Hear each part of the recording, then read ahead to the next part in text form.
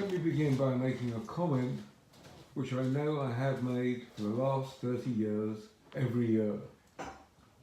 Namely, we are in the month of Elul, the month where the Teshuvah process begins in earnest, and we're required to consider our past conduct, to acknowledge what we've done wrong, to feel a sense of regret, remorse and shame, and then confess to the Almighty and proclaim that we will not do it again. And all of this is in preparation for our encounter with the Creator of the universe during the 10 days of penitence, when we must give an account and reckoning to Him. He is the supreme judge, but He is also supremely merciful. And so we rely upon Him to grant us kapara, to give us clemency. And so it's at this time of the year, I'd like to select a theme which I call a Teshuvah theme. And I'm choosing one I know I must have discussed with you before. It's one of the most moving, sensitive stories in the whole of the Bible, and we read it as the Haftarah on the first day of Rosh Hashanah. In the parasha we read of the birth of Isaac, and in the Haftarah we read of the birth of Samuel, the greatest of the prophets after Moses. Now, you know the story, but let me remind you of the essential details. Samuel's father, Elkanah, was a pious Israelite at a time when the majority of the Israelites had deserted their God. But there were pockets that remained faithful, pious pockets, and of course Elkanah was one of these. He was a Levi, and every year he would make his way to the sanctuary at Shiloh, where the Ark of the Covenant was, and there he would offer up his sacrifices, and there he would have his festive meal with his family. His family consisted of his 2 wives and his children. His first wife was Hannah, the love of his life, but she was childless, and this may have led him to take a second wife, Peninnah, who bore him children. But Elkanah displays his love for Hannah very publicly. When they sit down to eat the sacrificial meat, he gives each member of the family a portion, but to Hannah he gives a double portion. You are special. And of course Peninnah resents this. I'm the mother of his children. Why don't I occupy a similar place in his affections? There's nothing she can do about it except make Hannah's life a misery, which she does with expertise. She flaunts her children, she plays upon the childlessness of her rival and drives poor Hannah to distraction. And yet, Elkanah does nothing to stop her. He can see Hannah's distress. He sees she can't eat, but he doesn't step in and say enough. However, on this occasion, Peninnah manages to drive Hannah beyond distraction.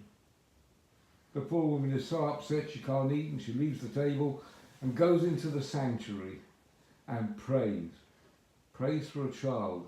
And it seems that this is the first time she has taken such a step. And she says to God, if you will give me a son, I vow that I will return him to you. He will serve you for the rest of his life. Now she was praying, moving her lips, but no sound was coming out.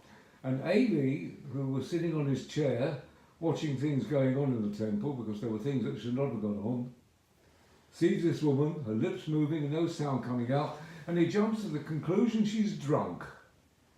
So he upbraids her. Sober up, girl, put away your bottle.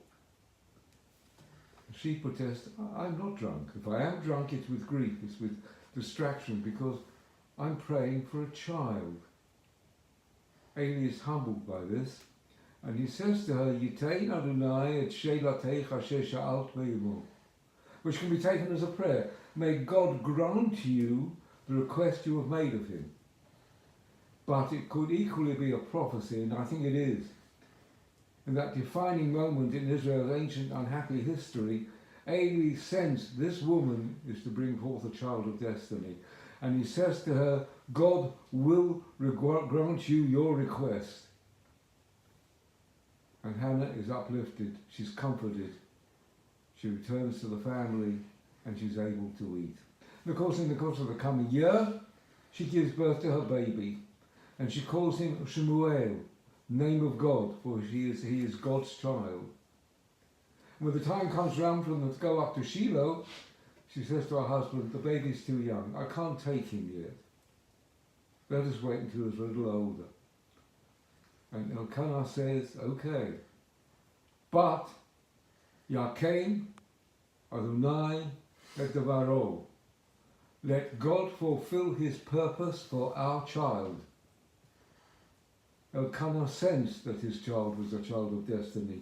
I believe he sensed that his wife was destined to give birth to such a baby. That's why he does not prevent Peninnah from driving her mad. Peninnah must play her role. She must make Hannah desperate enough to pray for a son. The following year, the baby is old enough, and Hannah takes up her little boy.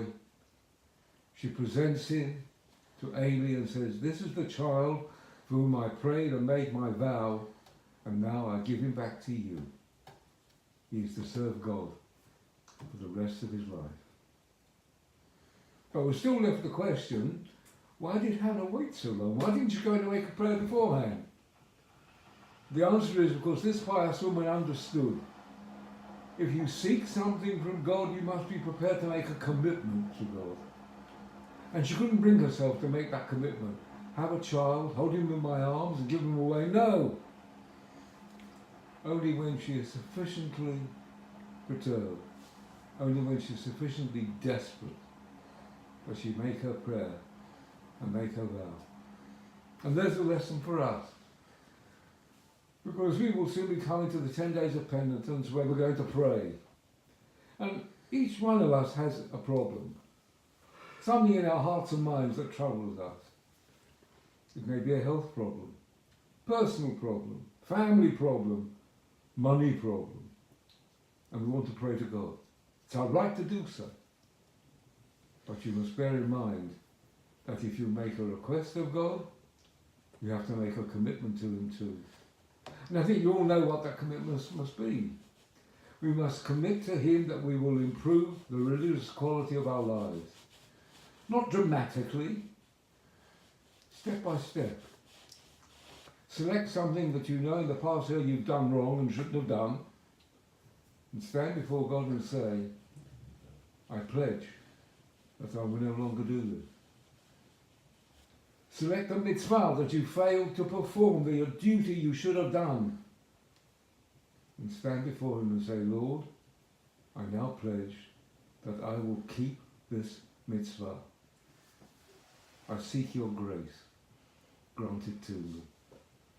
And I believe God does hear our prayers. He accepts our pledges, he accepts our submission. And I hope and pray that in the coming year, he will grant each and every one of us a life of health, of happiness, and well-being. Amen.